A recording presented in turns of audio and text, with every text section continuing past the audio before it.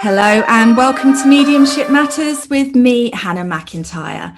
And today I'm incredibly excited to be interviewing the amazing Louise Walton, who is a fantastic medium, very aligned with my beliefs, who I've been following on Instagram for ages, and we finally got together. So hi, Louise. Hi, Hannah. Oh, thank you so much for joining us. This is really, really exciting. So we'll start off. If you could just explain to all of the listeners who you are and what you do. Yeah, of course. It's so nice to finally connect with you, Hannah. I've wanted to do this for so long. I've got such a connection with you. It's amazing. Hi, everyone. So I am Louise Walton. I am a spiritual medium and a psychic medium, and I also call myself a spiritual counsellor. I offer guidance and through my sessions, guidance and a connection with loved ones. I've been working as a medium for just over 10 years now. Oh, fantastic. And one of the things that I really, regular listeners of this show will know I'm very impassioned about sort of ethics and integrity within mediumship, because there's a lot of people working out there that aren't quite aligned with that, I would say. And so one of the things I really want to say to everybody about you is that you really are. I see a lot of your posts on Instagram about educating people about the reality of working with spirit, but also, the right way of doing it, the way that we should working with the right energy, what we're able to do and what we're not, and how it should be. That's right. Yeah, thanks, Hannah. Yeah. I agree with you. There are a lot of unethical practitioners out there, put it that way. So moving on from them, let's talk about you. What started your journey with spirit? Oh, how long have you got? It's such a long story, but I suppose in a nutshell, for years I was fascinated with tarot cards and mediumship and the spirit world. Like, even when I was really young, probably a teenager, I started getting really interested in it. And I went off and worked in the city after college. I had an amazing career at Deutsche Bank and a couple of other London banks, worked for some really senior people. And all the while I just felt really, I was earning amazing money. I had such a lovely life when I was younger, and I still do have, but it was amazing. But something just didn't feel right, and I just felt like my path wasn't what it should be, but I couldn't put my finger on it. And my friends would always say, oh, you know what's going to happen. They'd come to me for advice and stuff like that. And whenever I saw mediums, they would always say to me, I don't know if it was, because a lot of mediums do say this, but, oh, you've got a gift and you'll work with spirit one day. And I just never, ever could see it happening, ever.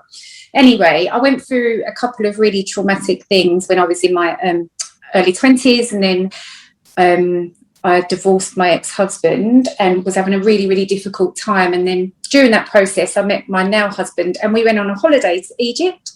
I'd never been interested in going to Egypt at all. He just booked this holiday and took me, and I had the craziest experience. I got off the plane, so the minute my feet hit the ground in Egypt, I literally knew things about people. Like, I could look at, it was so weird, and I've never had anything like it quite as intense since, to be honest. But we were on the coach going to the hotel, and I could hear everyone's thoughts, and it was like all this noise was in my head, and I was just thinking, what is going on? And Billy, my now husband, he looked at me and he was like, you've gone white, are you okay? And I said, not really. Like, I need to tell you something, but I can literally hear what people are thinking. And he was like, oh, yeah, all right. So Billy is, he's got a first-class honours degree in psychology, and he's a psychologist. And he was like, he thought I was losing it, I think. Anyway, we got to the hotel, and I was like, honestly, see that man over there, Billy? I know that he's here because he's sad, and he's got teenage children and they're in trouble, and he feels really sad. So if you ever meet Billy, you'll know what he's like, but he doesn't hold back. So he's bowled straight over to this guy and had a chat with him. And I was sitting there thinking, oh my God, I've made myself look really stupid.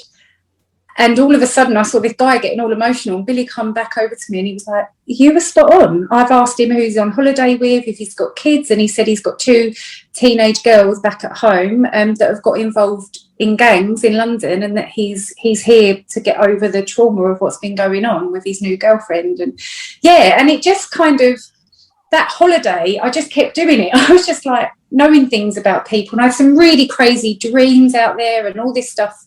It just kind of went a bit weird. And then I said to Billy, like, can I try to read for you? And he was like, okay. We'd only been together a few months, so I didn't know too much about him. And I was picking up all this stuff from spirit. I was just saying everything that come to me. I had my eyes closed. I was like this. And there were things that I told him that when he checked with his mum and dad, that even he didn't know about people that had passed away. And he was just blown away. So then I come back and I told my friends what had happened, and they were just like mums from the school that I wasn't particularly close to. It was just a little group. And one of them said, she's now one of my best friends, Jo, but she was like, would you mind reading for me? So I did. And I used, I remembered about psychometry. Someone had given me a psychometry reading. So I held her ring, and honestly, Hannah, I sat with my eyes closed. I was terrified. And I just told her everything that I was picking up.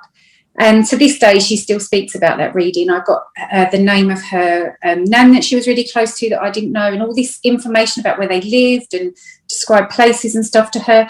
And then it just all went crazy after that. She told people about me, and then my phone was just ringing off the hook. And I was like, is this really the path I want to go down? I think because of where I'd worked and the environment, it was quite materialistic. And I always was bothered what people thought of me when I was younger. So I was always like, and I suppose because I'd split up with my ex-husband, I didn't want him and all my old friends thinking I was a lunatic or whatever. But it just happened. And I've been busy ever since. And that was just over 10 years ago. So, yeah. So like a real proper awakening, like the spirit world came in and got you. The craziest awakening. Yeah, definitely. Oh, I love it. And so have you done any, courses, anything like that? Or have you just been taught directly from your connection to spirit? So I did a long time ago when I was 17. When I was really interested in it. I had no idea that I could do what I can do at all. I was just fascinated with the spirit world. And one of my friend's mums was, I don't know if she was like a Reiki healer or something. I remember we used to go to her house and there was always incense burning and she always had crystals. And I was always like, wow, this is amazing. I don't know what she did, but I remember her saying to me that she had this guy come into their house who was doing like a demonstration for her friends. So he was doing a bit of a spiritualist night. And he said, I was only about 17 and we were in the room, me and my friend, and he said to me, you've got a gift. Again, I got this. And he said, I do development courses. And I lived in Essex and they were over in Kent, but I've decided to go on this course. And I think we did it for about 4 weeks. On a Thursday night, I drive over there. And he made me sit opposite this girl and just see what come to me. And I closed my eyes. And I picked up something quite frightening. It really scared me. It was I had this image of a girl that looked like the girl that was sitting in front of me. She was young as well, and her whole face was covered in blood, and I could see this red car all like mangled up, and it really frightened me. But because I had no education, I'd never read for anyone before, I just blurted it out what I was seeing. I was like, oh, there's blood everywhere, there's a smashed up red car. And I opened my eyes and she was really crying. And it turned out her sister had died in a car accident, a red car. She said that house that I described, I saw a house as well, was their house. And it really frightened me. And I was like, I don't want to make people cry. And I don't want to see images like that in my head. So I just decided I didn't want to do anything with it. And I stepped away from it for a really long time, actually. But I always picked things up about people. And I always just got that, and you'll understand this, I'm sure, but like feelings about situations or but you can't just go up to people and say, well, I think this might be going on in your life. So you have to learn over the years to kind of curb what you say about what you pick up. Absolutely. Yeah, of course. Yeah, because sometimes I think we pick things up and that's just us picking things up. That's right. Generally, and it's not the spirit world intervening, it's just us going, oh, I know that about them. And actually, your intuition. Yeah, and it's not always our place to sort of go up and go, hey. Exactly. I've got something to tell you. Yeah. Oh, I love it. So how has your work progressed as you went to Egypt and you did this reading for your friend with the ring, and it's all just mind-blowing. Have you seen a progression in your work and a change in your work over the years? Yeah, I think my confidence has definitely grown.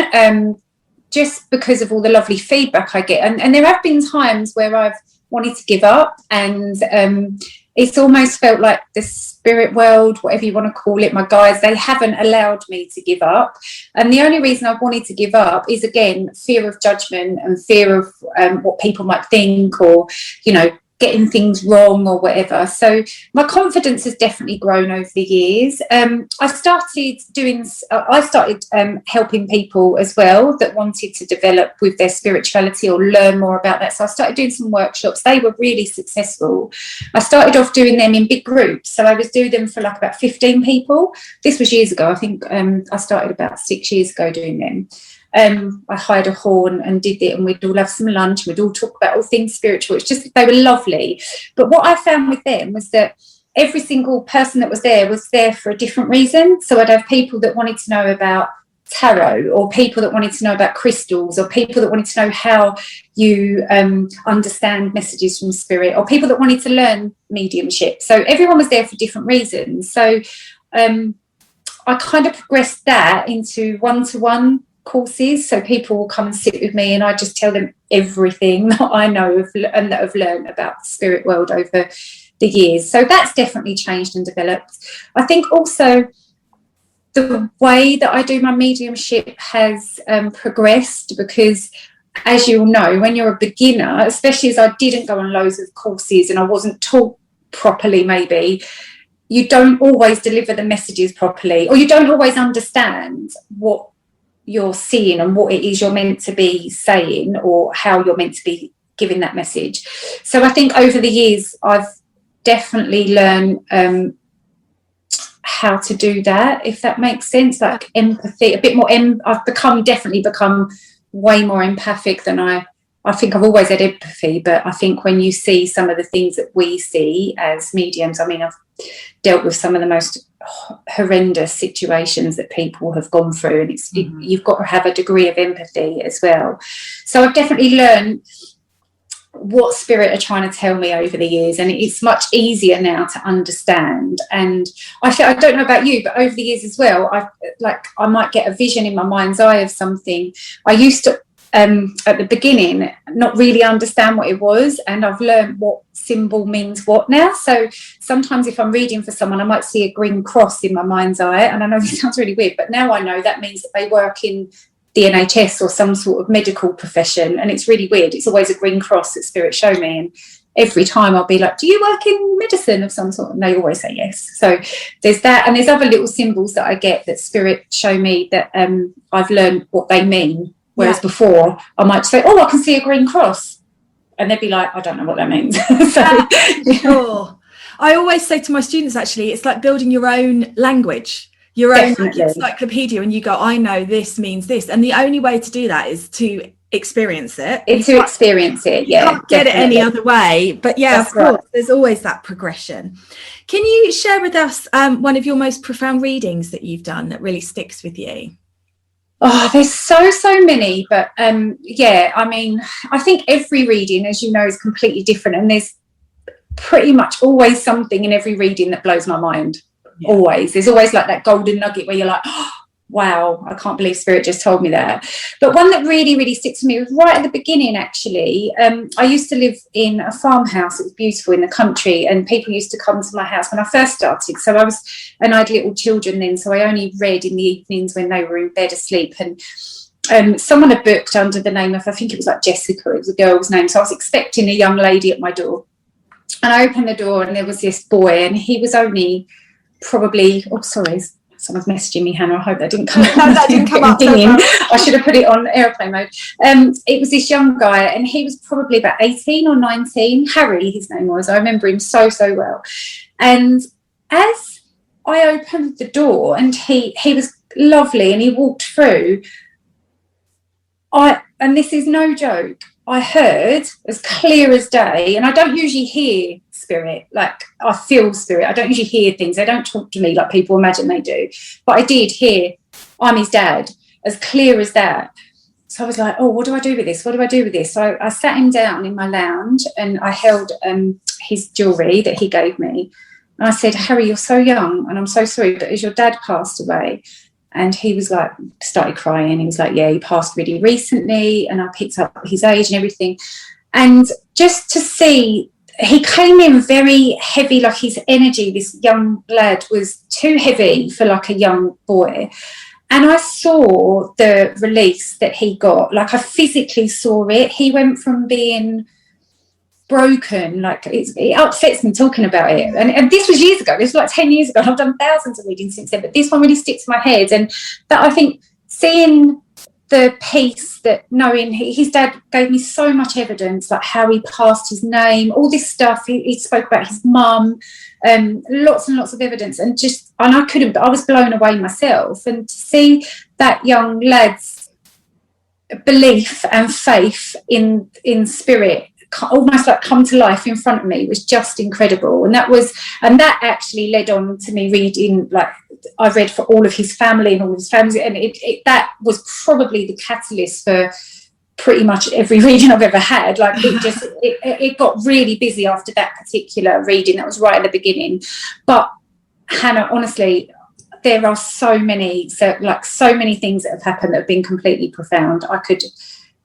I'm sure my clients would tell you as well. There's just so many. Of course, I know it's always a hard question, but I always it is. There's always an amazing story. I could really feel that. I could feel the emotion of that, and that's what it's all about, isn't it? It's bringing the presence of the spirit world to somebody, to change their life. It does change people's lives. It definitely does, and I just think sometimes that validation.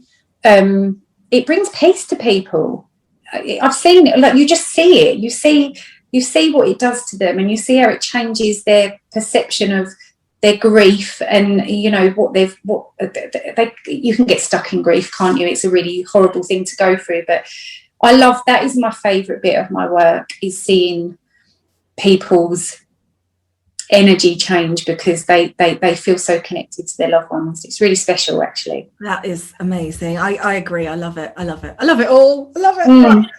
Okay, what advice would you give to somebody who's just starting their journey with spirit?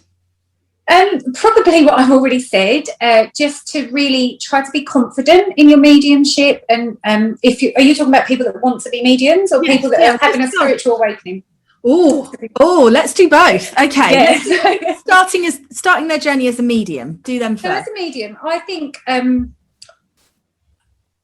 it's really hard, because obviously with any profession, experience is key, isn't it? Like with anything, you can only be top of your game at something if you've got experience, I think. And not that I think I'm top of my game, I don't, but I do have 10 years experience. So I've learned, like I said earlier, how to deliver messages. I've learned what I'm picking up, all that sort of stuff. So it does all come with experience, definitely. But I do also think that if you can connect to the spirit world and you can pick things up and you do feel spirit's energy, then you should be confident with it, because that's one of the things. And I think the more of us that there are that are good mediums and help people, because that is ultimately what spirit are trying to get us to do. It's to guide people, to help people, to make sure that they're on the right path and being the way spirit wants us to be. And if we can all spread that love, it's amazing. But in terms of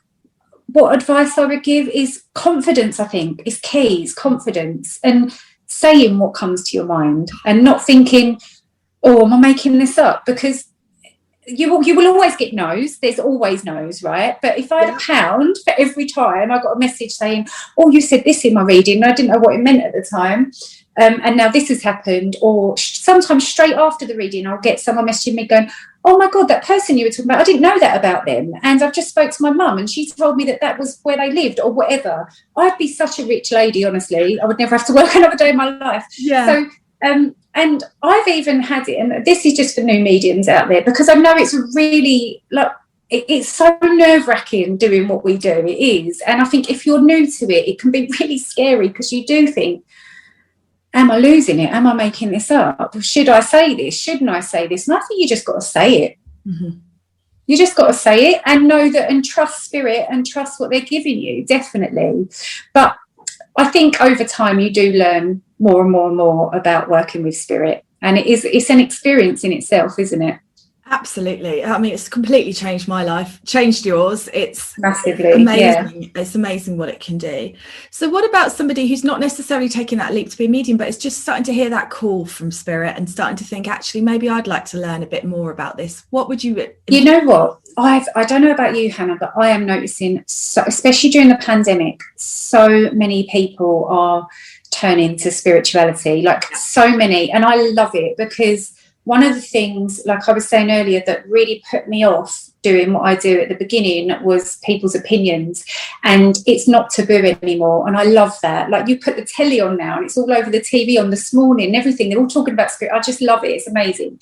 So I'm noticing that more and more. And what I would say is, I think the spirit world, whatever you want to call it, God, the universe, oneness, is something that we should all understand and learn. And I think it makes life so much lighter when you understand that everything is what it is and you just trust the spirit world. For people that want to know more and learn more, I would say really look into meditation, because I think that's really important. I think we should all meditate every day, and people really misunderstand meditation. I think they think that you have to sit there for hours saying om and, you know, with your legs crossed and om. You don't. It's not like that. Like, meditation can be as simple as just going for a nice walk in nature, or cooking and having that bit of space, headspace to yourself. Meditation is really, really important, I believe, because we are all energy, and if we're consumed with the human sense, you know, materialism, anger, bitterness, greed, all the horrible human emotions that go on, then we kind of get out of balance, and it can make us feel really heavy and give us physical ailments as well. So for me, meditation is a really good place to start, because, as you know, it just brings you back to your source, your spiritual self. So I think that's a really good place to start. And really simple meditations, like 10 minutes a day. It doesn't have to be all this crazy stuff. That's good if you're really advanced. Yeah, but yeah, I agree. Not when you're first going into it, because it will freak people out if they think they have to do all that stuff. Yeah, exactly. And don't expect you to get a clear slate from that, because when you first start, you'll feel like it's not working, and your brain will reject loads of stuff, and you'll be and you won't stop overthinking. It doesn't work straight away. Yeah. Exactly that. It takes practice. And again, like anything, it takes practice. But it's really important, I think. And so many people are frightened of meditation or anything spiritual, because they think it's a bit out there or a bit strange, but it's really not. I think it's just about going within sometimes and not letting life get the better of you. Absolutely. Human life. Absolutely. So do you have a favorite set of oracle cards or tarot cards that you like to use? So I don't use tarot cards in my readings. I only use them sometimes, very occasionally, if it's somebody that I have been reading for years and I know all their spirit people, I know everything about them, and they've got a specific question that, you know, I use that for a little bit of guidance. I use them for myself. I only have one set. I've only ever used one set, and that's my Rider-Waite deck that I've had literally forever and ever. And I'm really I mean, I love cards, and I know lots and lots of mediums that use them, and that's fine. But for me, I've never really delved into the meaning of them, like the books, what they all mean. For me, I read them very intuitively, and just what I read them as is how I see them, if that makes sense. Absolutely. So as much as I love cards, and I think they're great for people that are, again, learning about mediumship and stuff, because you can learn each meaning, I don't really use them very much. Funnily enough, I don't do traditional tarot for that reason. So I prefer oracle cards, because so you can read them intuitively. Yeah, so I can get my own meaning from them, and then I can have one card that will have many things for many different people, rather than, you know, X plus Y equals Z, and that is the prescriptive thing. So that's really interesting that you read those cards, but you read them intuitively. Yeah, I couldn't tell you the meaning. Like, if you said to me, what does the 10 of Cups mean, I couldn't tell you. But if it was in front of me and I was thinking about something, I would. And I love them, because they're always right. They're always right. It's fascinating, isn't it? Yeah. See, I like magic. I've got the Rider-Waite set, but I just went, that's a bit complicated for me. When I can get an oracle card and it says stop, or patience, or go within, versus Five of Cups, and I'm like, so it is again like learning a new language, learning a deck of cards, definitely. Absolutely. So I know you've just mentioned meditation, but do you have like a daily practice that you do for yourself, for your own energy? Yeah, I do, Hannah. I've got a few actually. So every morning when I wake up, every single morning before I even step a foot out of bed, I say what I'm grateful for. I always say 10 things in my mind. Well, I don't say it out loud because my husband will tell me off, but I do it in my mind. Always say my gratitude every single morning. And then the other things that I do is I always, come rain or shine, try to get out in nature every day. I've got a dog, so I'm really lucky, so I can take her for walks, but that for me is really, really important. And I try to be really mindful when I walk. So even when I walk my children to school, on the walk back, I always say thank you in my head for my life. I've got a lovely life. I've got so much to be grateful for. But I think all of us have things to be grateful for. And gratitude has really, over the years, it's really proven to me that the more grateful we are, the more we get to be grateful for. Honestly, I see it all the time. It's amazing. So I do gratitude list. And I meditate every day. I know I was just saying about it, but I always listen to a meditation before bed, and I always listen to one in the middle of the day as well. So the ones I do before I go to sleep are not guided. I just try and do my own little meditation, but I always try and listen to a guided meditation for a few minutes during the day as well. Oh, amazing. Okay, so what advice would you give someone who's interested in having a reading but hasn't had one yet? Because people get worried about them, don't they? People get so nervous, don't they? Yeah. What advice would I give? So I often read for people that haven't had readings before, and I can always, you can see how tense they are. What I would say is don't have any expectations, because if you go into a reading with expectations and you want to hear certain things and I think some people sometimes think, well, if this medium's any good, they'll be able to tell me what colour dress my nan was wearing when she passed or something like that. And unfortunately, the spirit world does not work like that. It is more about we get a feeling of what's going on around our clients. We might pick up how they're feeling. And when you do get a spirit link and you can feel their people coming through, the messages aren't always, it's just not black and white. So I would say to someone going for a reading, go in with an open mind and no expectations, and don't be frightened, because it's not scary. We're all spirit having a human experience, not the other way around. We're not human trying to be spiritual. We are spirit, all of us. So if you can go in just with an open mind and just an understanding of that we are all energy, I think you would get a lot out of a reading with a spiritual medium, definitely. But it's the expectation thing. I think sometimes it makes our job quite difficult. Absolutely. Because also I think people sometimes, without meaning to, miss 30 bits of good evidence because they're just waiting for that one. They're so focused on one thing. You're spot on, Hannah. Yeah. And some of the readings I've done, and you're getting evidence after evidence after evidence, like amazing evidence, and you can just see that person isn't hearing what they want to hear, and it's really upsetting for us as mediums, isn't it? Because you're doing a good job, and you're like, well, what is it that you want to hear? Spirit will give us what we need at the time of our reading, always, and it might not always be what you think you need, but it will always be what you need, always. Absolutely. There's nothing more disheartening, I think, than when someone's saying yes but they're saying it in a tone of no. Yeah, and you're like, like, is it a no? Because if it's a no, say no. Say no, yeah, and I'll try and explain why you're not understanding it. Yeah. Yes, that's amazing. This is whoever you want to, like, this is your loved one. Come in. Where's the wonder? It's such a thing. Sorry, Hannah. I think a good way to describe being a medium and picking things up and the messages that come to us, it's a bit like a puzzle. I feel like sometimes I have to be a bit of a detective, because I'll be like, I can feel male energy over there, and then sometimes it's like being at a party and you can feel all this different energy from all these different things.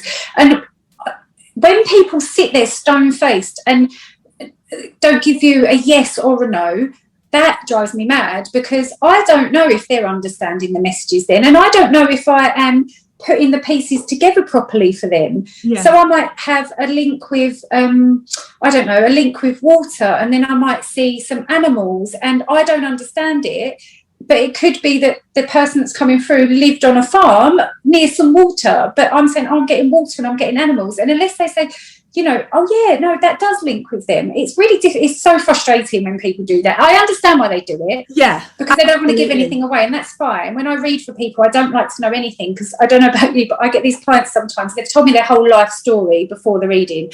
And I'm like, no, stop telling me, because that's the stuff I'll be getting. Or when you're halfway through a bit of evidence that's building and they go, oh yeah, blah, blah, blah, blah. And it's just what you're about to say. And you go, no. You've just told me what they were telling me. Yeah. That's the wow moment gone. Yeah. But yeah, I think you're right. And using that puzzle analogy, it's a bit like they're focused on one piece. And actually, step back, they could see the entire picture and see how it is. And all they're doing is wanting that one. Yeah. Yeah. Completely agree. Okay, so what's next for you? So I'm always going to do my readings, no matter what. I'll always do them. But I have been working on a book for a really long time. So many of my clients have been asking me to do it over the years. So I have been working on that. I'm kind of halfway there, but you know, it's like, Hannah, I've got a busy family and a very, very busy life. So I am working on that. So as soon as my book is finished, I'll be looking at getting it published. I'm really excited about it because it's not your typical spiritual book. I've read so many, because I'm a spiritualist and I love all that stuff. But it's not a book about all my readings. It's not a book about my journey and my life. There are bits of that in there. I literally just let spirit write through me to give people advice and guidance. So there's a lot in my book about ego and letting go of ego, which is something that people completely misunderstand. I think people think that ego is wanting to be the best, and it's not. Ego is the thing that lets us get affected by what's going on externally, and spirit have talked through me to help people let go of that. And it's just it's a really lovely book. I think people will love it. It's just a bit of a guide through life, I suppose. And look, I'm no expert. This isn't coming from me. I've been through so much in my life and I've made massive mistakes. And I really have made a lot of mistakes. But I am, through spirit, getting to a stage where I let things go a little easier, and I understand a bit more about this journey. So I hope everyone likes it. I've worked really hard on it and I still am. So once it's finished, I will let you know. Yeah, let me know. And you have to come back on the podcast and talk to us about it. Yeah, I'd love to. So we can all learn about it. Well, thank you so much for taking the time to chat to me today. I've been really, really excited about this. So for everybody that's listening that wants to make contact with Louise, her website is www.beyondtheclouds.me.uk. That's beyondtheclouds.me.uk. And you can also follow Louise on Instagram. That's how I found her, at Louise Essex Medium. But with full disclosure here, guys, we've been laughing at this. She's not a sex medium. I'm definitely not a sex medium. Take those questions elsewhere, please. Which is really funny, because when you look at her username, it's worth looking her up on Instagram just to look at her username and see how many people think and message asking what a sex medium does. Oh, the messages I've had, honestly, they're hilarious. I'm definitely not a sex medium, guys. I am a spiritual medium. Brilliant. Thank you very much. And I look forward to catching up with you all again soon.